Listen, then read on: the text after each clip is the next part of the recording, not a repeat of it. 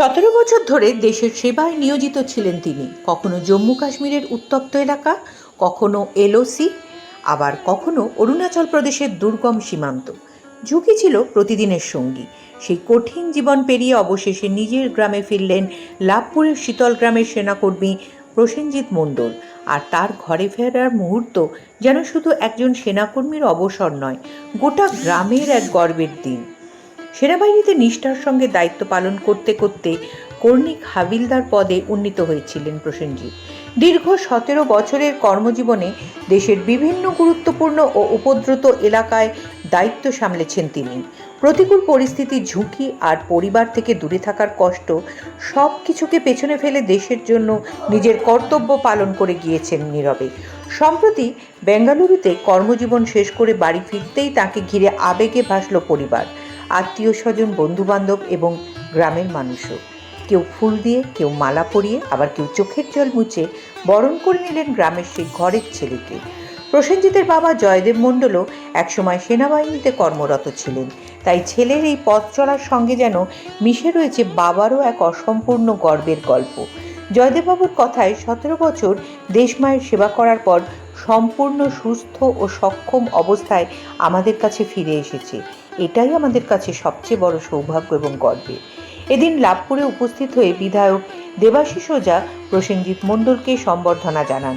পাশাপাশি আগামী দিনে তাকে সমাজসেবামূলক কাজে যুক্ত হওয়ার আহ্বান জানান তিনি।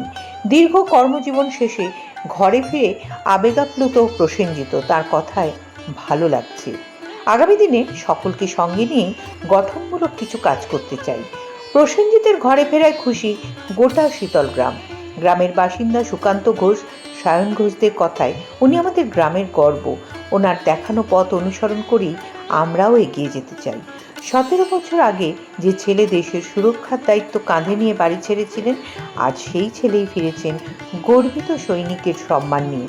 ইউনিফর্মের দায়িত্ব শেষ হলেও দেশের প্রতি তার ভালোবাসা যে শেষ হয়নি, তার কথাতেই যেন তার ইঙ্গিত মিলল। Bureau report, Bolpur news.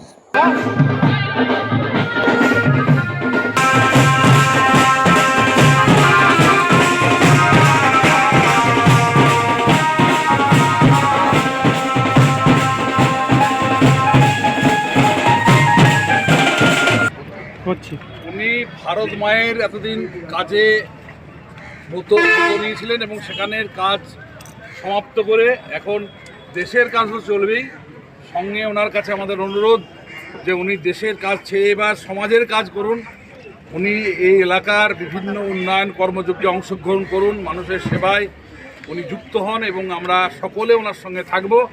উনি আজকে দেশ রক্ষা করে আমাদের কাছে এসেছেন, আমরা গর্বিত। ওনাকে আমরা সেজন্য সম্মান জানালাম।